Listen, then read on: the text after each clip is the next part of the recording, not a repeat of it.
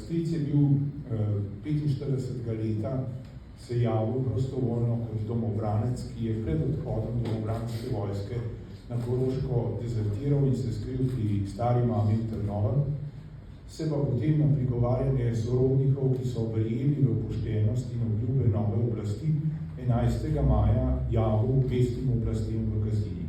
In od takrat je izginil vsaka sled za njim. Vem, kako je moj stari oče in stara mama, je bila to za njih bolečina. Moja mama je prav tako se prizadevala, da najde ta grob. In očitno se je po osamosvojitvi Slovenije nekaj moralo premakniti, ker mi je tam nekje leta 95 prosila, da jo odpeljem v Šentvid, kjer ne bi bil njen brat pokopan za zidom. Mida so vse prehodila, poiskala, nikjer nobene sledi v kakšnem grobu. Jaz sem to pozabil, pustil nekako na stran, ampak ko so se te stvari začele odvijati v javnosti, sem že takrat v razpravah o predlogu zakona o prikritih grobiščih in pa pokopu žrtev se udeleževal teh stvari, sledil in tako sem potem tudi kasneje zasledil leta 2019 članek dr. Dežmana na portalu časnik.si, da je v Šentvidu v Ljubljani tudi prikrito grobišče in da je tam pokopanih poleg 55 Nemcev in tako naprej 6 Slovencev.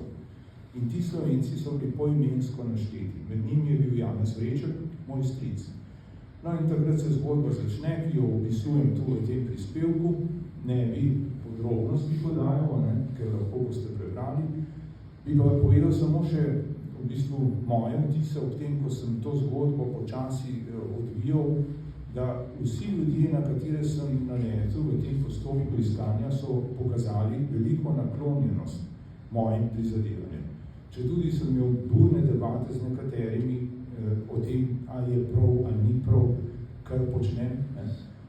In pa še nekaj, da čisto v sklepnih dejanjih so skoraj vsak človek, ki sem ga srečal in je moral dati ali neko soglasje, ali nekaj stvari po svoji upravni dolžnosti, je rekel, veste se, od mojega očeta stric je pa tudi skinil.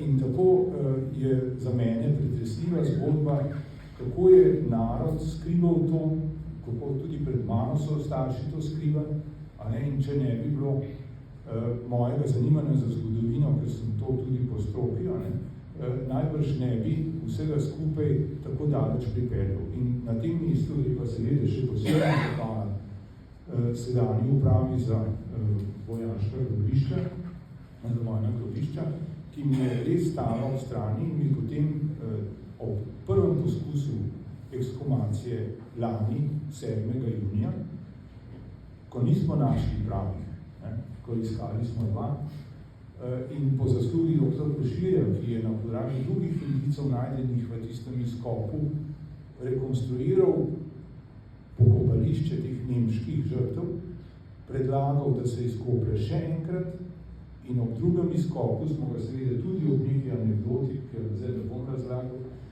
našli. In DNK analiza je potem pokazala, da je tako moj stric pravi, bil je zelo velike postave, 1,88 m, in pa drugi Vinko Tavčar tudi pravi, zgodba družine Tavčar je pa še veliko bolj pretresljiva, no in ne vem, sam to povem. Vse moje poizvedovanja sem izvajal na javnih bazah, javno dostopnih preko spleta.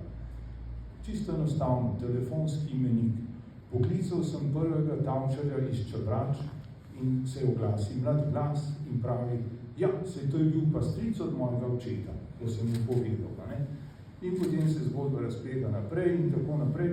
V glavnem našli smo dva domobranska vojaka, vsakega z drugega konca, eden Ljubljančan, eden iz Čabrač, ki sta živela vsak svojo zgodbo, pretresljive, Tavčarjeva mnogo bolj kot mojega strica in na koncu končala v skupnem grobu. Zdaj že počivata v družinskih grobovih, ampak da vam povem še to, kar me je zelo ganilo, da so svojci Tavčarjevi ob tem, ko smo pokopavali mojega strica, so se udeležili tega pokopa v Božjem družinskem krogu, so mi prinesli v spomin dva iz idrijskih ščipk izvezena angela in so rekli, če sta bila do zdaj skupaj, pa v nebesih sta skupaj, ne bosta pa še zdaj pri vas skupaj.